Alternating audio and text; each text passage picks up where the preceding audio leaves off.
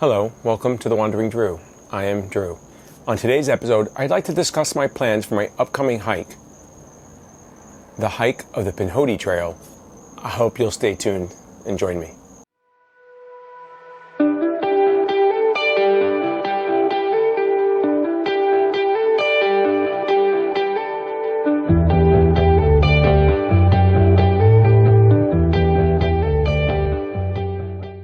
Welcome back. Today, as I said, I'm going to discuss my plans to hike a portion of the Pinhoti Trail. I've been planning this trip for probably well over a year, and it's finally about to happen. It's less than a month away at the time that I'm recording this video in early December of 2020, and by the time this episode airs, it might be January 2021. So, Happy New Year. I hope everyone had a Merry Christmas and their families and them are doing well and are all healthy. I had originally wanted to do this trail earlier, but in 2020, in the beginning of 2020, I went to hike the Foothills Trail to complete that. I also did the Oceans to Lake Trail in the end of February, and then in March or so, I went up to a training class for the AT with the Appalachian Trail Institute and Warren Doyle, who is well known to AT hikers. And that's when everything started shutting down due to COVID in March.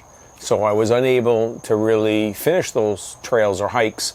And because obviously with COVID, I wasn't able to travel, but also I really do not want to hike in the hot weather in Alabama.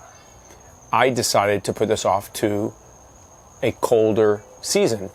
And originally that was going to be in the fall. So originally I had tried to do this trail in October. Due to a lot of conflicts between work and family and things going on, I then had to move it to November, and from November to December, and then finally to January. And it looks like this is going to actually take place then, and that should hopefully be the last revision to the schedule. And for those of you that are unfamiliar with the Pinhoti Trail, let me give you a little brief info on it.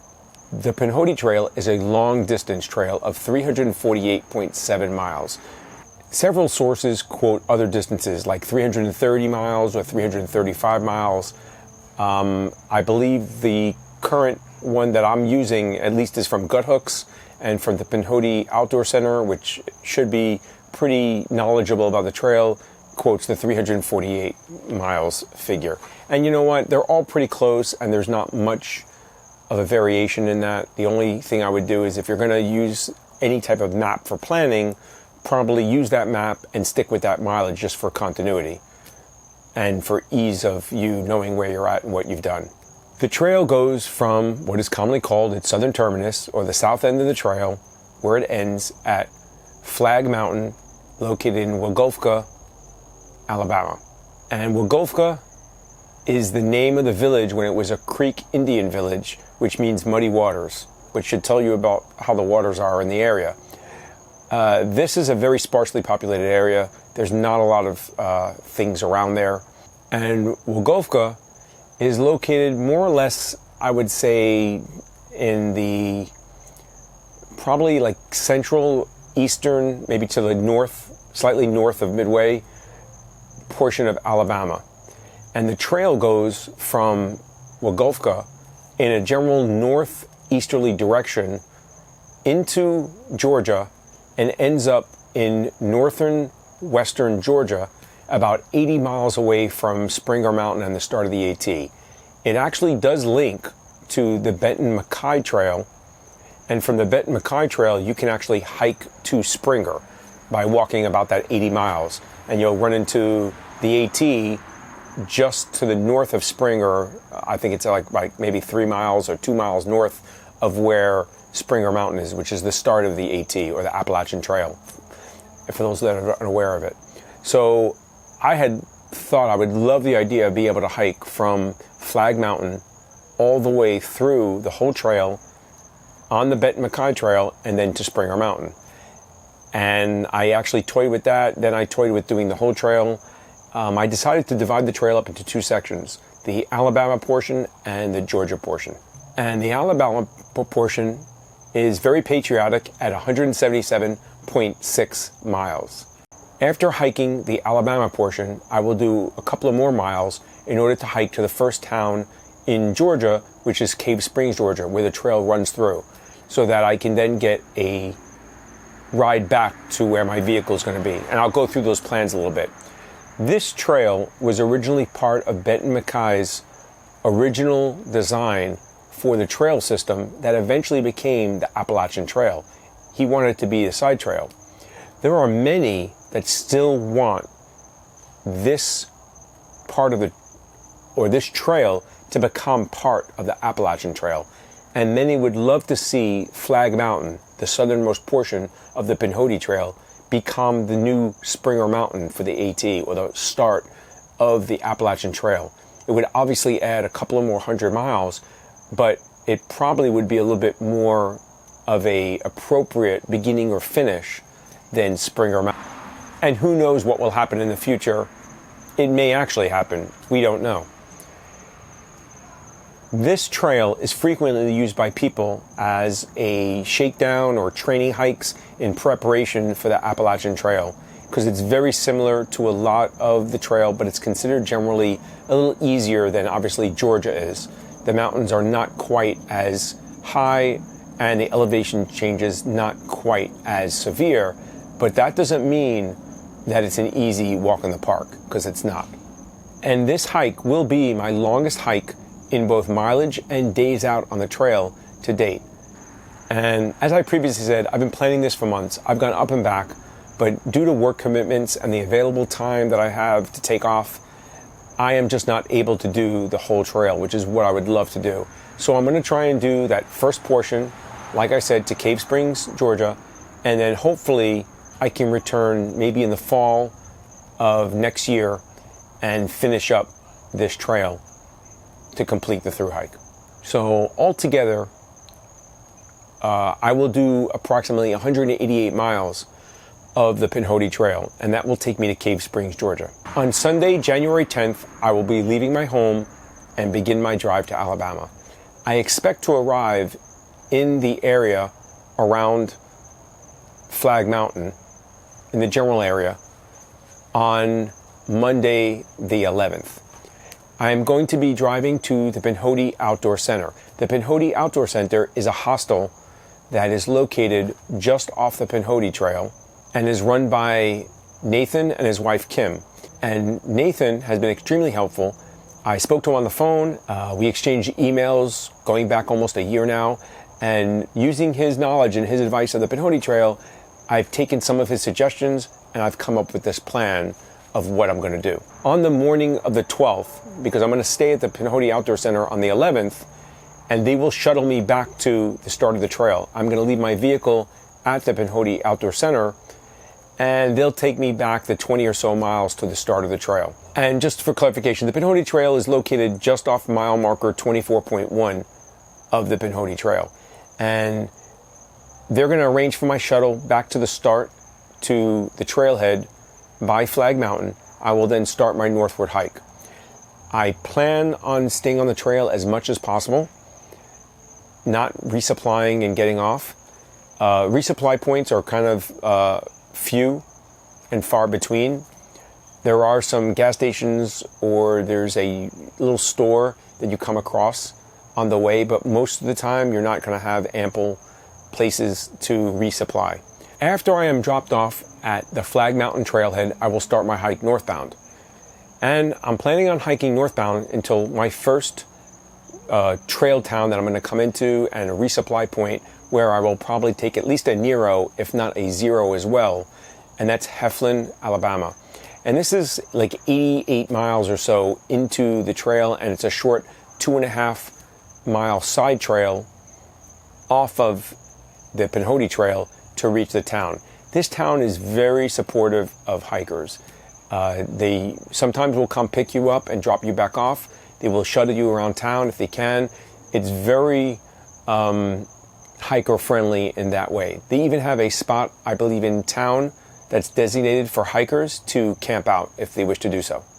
And I'm estimating that at the most this will take me 8 days. I'm hoping to do it in less, but I'm really not sure what I'm going to be able to hike in, at what distance per day. So I'm planning on a maximum really of 8 days to get there. So this is requiring me to carry more food than I would normally carry. So I expect my bag to be quite heavy, not only with that, but as well as winter supplies, because it is going to be January. So temperatures can be anywhere, in the low 20s or even lower to, 50, 60 degrees at night.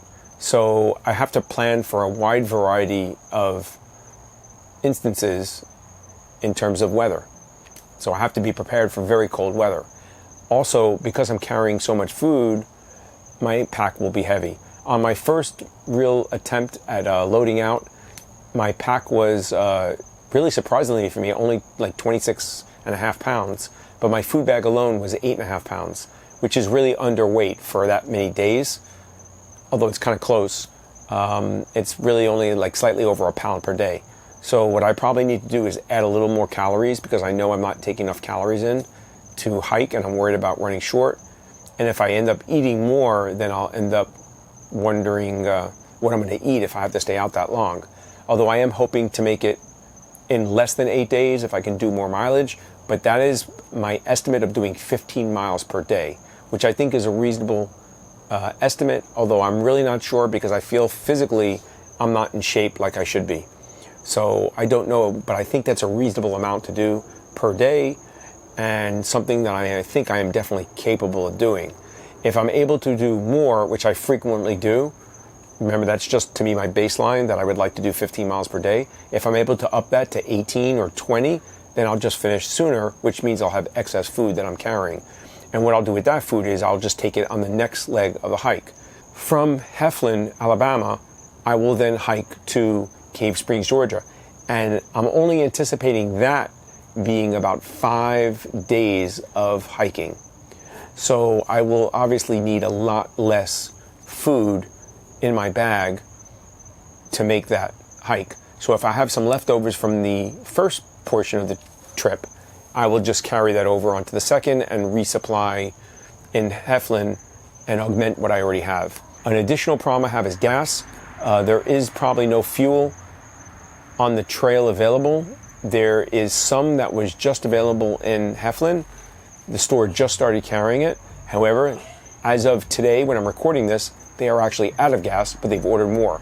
So I'm planning on bringing a extra large cylinder of gas now, so that I probably have enough gas to make it through the whole trail, and I won't need to resupply that at all, because I can't rely on me being able to get more canister fuel in Heflin.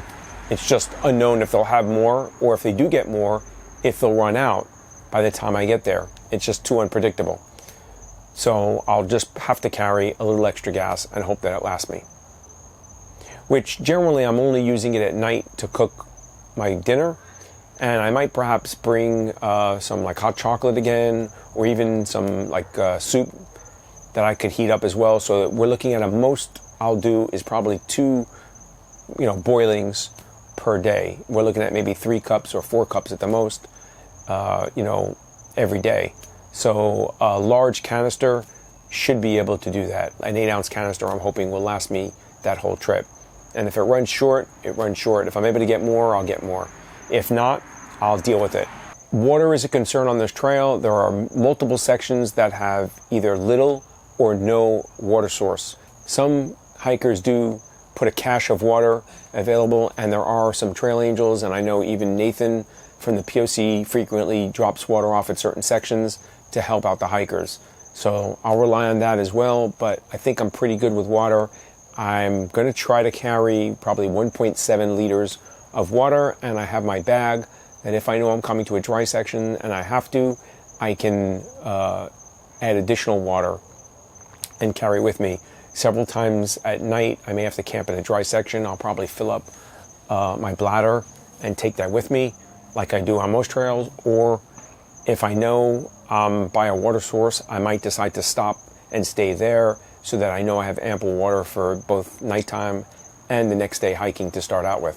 And obviously I'll try to do what I do on most trails, which is drink a lot of water at those water sources so that I am fully hydrated, cameling up as we say, so that I can, stretch those legs a little longer before I feel that I'm running low on water. So as I mentioned, at Heflin, which is at mile marker 111 or so, I'll take that side trail, go into town, get back to the trail maybe the next day or even another day if I decide to take a zero. We'll see how I'm doing and how my body's doing. And then I will hike the remaining, probably 60, 70 miles in the next 5 days to make it to Cave Springs. At Cave Springs, someone from the Pinhoti Outdoor Center, the POC, will meet me again and shuttle me back to their hostel in the south end of the trail, and then I'll be able to get into my car and start my drive home. So I'm hoping that this will take me totally no more than 15 days. I'm allowing for 2 zeros if I need to, or if I need those days to hike, I can use them to hike. And if I really have to, if I need to, I could probably hike an extra day if I'm running slow, and then just have to drive a little bit more to make it home before I have to be back at work. I haven't really planned out each day of where I'm going to stay because I'm going to let the trail, my body, and the weather dictate where I stay each day. I just used 15 miles as a day as a rough estimate. I think my actual mileage per day will vary. I don't know what the weather's going to be. If it's really, really cold, if it's rainy, if there's snow even, that's going to really change my hike drastically, especially snow or rain if it's really cold. That's a combination that I'm really concerned about. But other than that, I'm actually hoping for some cold weather. Like I have said in the past, I like the chance to challenge myself, my equipment, and my skills. And I like hiking in the cold weather. It's really not that bad. Freezing rain would be a problem though, and snow does make it hard to follow a trail. So those are concerns I have. So while I'm hoping to hike 15 miles a day, I think frequently I end up exceeding that. So it's very possible that I could end up doing 17, 18, 20, 21 miles a day. The terrain will dictate that, my body will dictate that, and of course I said the weather and the environment will dictate that. But I still am pretty confident and hopeful that I can exceed that mileage per day, and I won't be out as long as I'm planning for, but those days are there if I need them. So more or less what I plan on doing is probably each day, or the night before, I'll look at the map, figure out what target I'm aiming for that day, and that will be my goal for the day in mileage. And then depending on what time I get there and how I feel, I'll decide on whether I'm going to go further or not. And as I said, water being a main driving factor on this trail may dictate stopping early or continuing on, depending on what's available in the next several miles. Two of the things I'm really looking forward to on this hike is at Flag Mountain, they have a couple of cabins, and the caretaker of those cabins is Nimblewill Nomad. And if you're not sure who he is a living legend in the hiking community. He is well known for his hike basically from Key West, Florida, all the way up to Quebec. And he wrote a book about his travel called 10 Million Steps. And that hike took him approximately 10 months as well. So I'm really hoping to meet him, and if I can, get a picture with him. The other thing I'm really looking forward to is, silly as it sounds, in Heflin, it's really common now, since they are hiker friendly, is you take a picture in front of Town Hall. As I said, sometimes they pick you up and drop you off. A lot of times you'll get to meet the mayor and get a picture with the mayor as well in front of Town Hall. And I don't know why, but I'm looking forward to that as well. So hopefully I will get to do that. And if the mayor's not available, it will be someone else from the city. And lastly, I think that my hike on the Ocala National Forest showed me that it's possible for me to record and edit and then post videos from my phone on a nearly daily basis. So I am hoping to do that while I'm on the trail. I know there's several other hikers that do that. It is challenging finding reception and signal to upload a video as well. Texting is a little easier, but video requires data. So you have to have a good enough signal. I also my current plan, I have AT&T as a carrier. I do not have unlimited data, and that's a concern. So I'm going to be visiting the AT&T store and hopefully seeing if I can up my data plan, or maybe get unlimited data on that phone, or perhaps I might just bite the bullet and pay for the extra overages on my phone for that month and then worry about it, in the future going forward.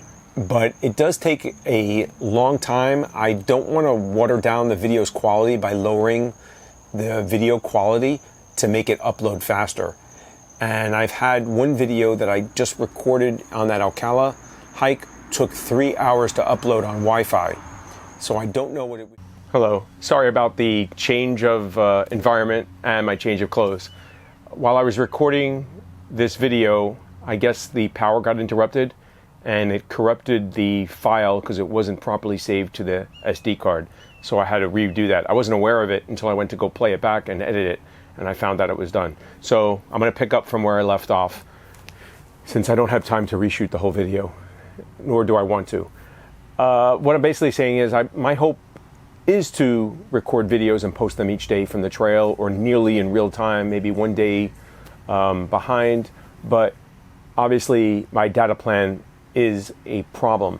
One of the videos that I shot on the Ocala trip took over 3 hours to upload from my phone. And I was using Wi-Fi, not even data, which I'm assuming is probably a better connection because it was local, point to point. So that's a concern of mine, as well as I'm really concerned about battery power, because leaving the phone on to transmit for 3 hours, even if I'm doing it at night while I'm sleeping, is going to use much battery power. And if it's already in a cold environment, the batteries generally don't work as good. Even though I'll keep it with me in my sleeping bag at night to try and preserve that battery power, I am worried about it. I've already gone out and purchased an additional battery bank to take with me. So I'm going to have something like 36,000 milliamps. So carrying 2 battery banks adds up to about another 1.5 pounds of weight. And that's just the price for me of getting the videos, recording, being able to edit and upload. I know I'm going to be using a lot of power, not just in the recording, but the editing and the upload process. So I want to make sure I have enough. That first stretch, I just felt that my large power bank would not be enough to go. If I do go 7 or 8 days, there's no way that battery bank is going to last that long. I will have to recharge my watch every day, and I will have to recharge my GPS, my Garmin InReach, at least once during those 5 days. So I need enough power to do all those things, and still the main consumer of my battery power is going to be my phone. So that's really what I need the power for. But if I'm shooting videos and editing, it's just going to use a lot more. So it's the price of doing these videos, getting quality video for you guys and for myself, and being able to post on this channel. So it's not that big of a deal, but obviously it goes in the mix. So if I'm able to do that, I'll try and do that every day, and then post probably the following day or overnight, get a video out there. I'll try and cut down on the length, but I don't want to change the quality of the video to make it easier to upload. I don't want to sacrifice that quality level, and lower it down to like 720 or 1080p, just so that it will upload faster and it won't be as long or as detailed of a video. I'd rather have quality over the quantity there. So that's my plan for the Pinhoti Trail. I hope to do videos and post them on a near daily basis. I'm hoping I can pull that off. I guess time will tell. That's going to wrap it up for this. Hopefully I haven't forgotten anything. If you have any questions, please feel free to leave them in the comments below. If you like what I'm doing and you enjoy these videos, please consider giving me a like, and also consider subscribing to the channel as well. And tell a friend about this if they're into these type of videos or hiking or backpacking, so that the channel will grow a little bit. I appreciate you taking time out of your day to watch these videos. Till we meet again.